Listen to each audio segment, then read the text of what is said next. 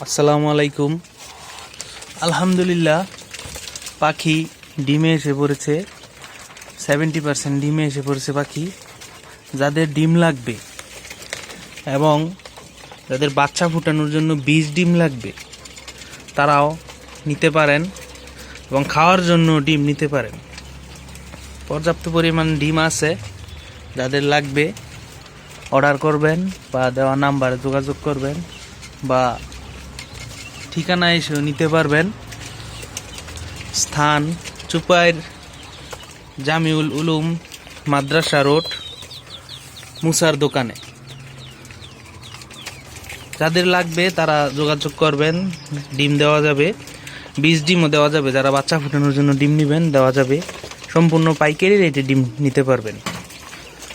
যত পিস লাগে নিতে পারবেন, কোনো সমস্যা নেই।